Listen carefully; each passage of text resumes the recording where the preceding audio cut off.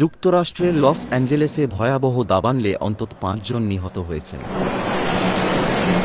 আগুনে শত শত বাড়ি ধ্বংস হয়ে গেছে, চরম চাপের মুখে পড়েছে অগ্নি নির্বাপন ও পানি সরবরাহ ব্যবস্থা।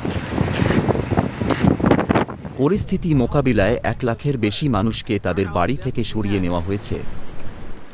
গত মঙ্গলবার থেকে শুরু হওয়া দাবানলে লস অ্যাঞ্জেলেস কাউন্টিতে ৫টি পৃথক অগ্নিকাণ্ড চলছে। এর মধ্যে প্যাসিফিক পালিসেডস এলাকায় আগুন ১৫,৮০০ একর জমি ধ্বংস করেছে।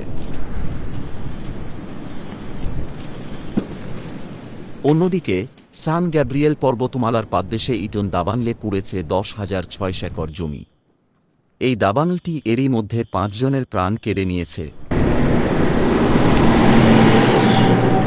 ঘটনাস্থলগুলোতে প্রবল বাতাস অগ্নি নির্বাপনের চেষ্টায় বাধা সৃষ্টি করছে। প্যাসিফিক পালিসেডস এলাকায় পানির অভাবে পরিস্থিতি আরও জটিল হয়ে পড়েছে।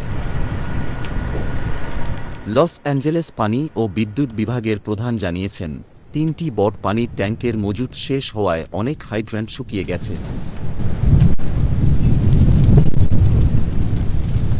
প্যাসিফিক পালিসেডস এলাকাটি সাধারণত চড়া দামের বাড়ি ও তারকাদের বাসস্থানের জন্য পরিচিত। বর্তমানে এলাকাটি চরম বিপদের মুখে রয়েছে।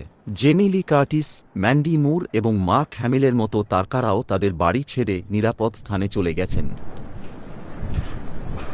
দাবানলের ধোঁয়া ও আগুন লস অ্যাঞ্জেলেসের আকাশকে রক্তিম করে তুলেছে। প্রায় ১০ লাখ বাড়ি ও ব্যবসা প্রতিষ্ঠান বিদ্যুৎ বিচ্ছিন্ন রয়েছে।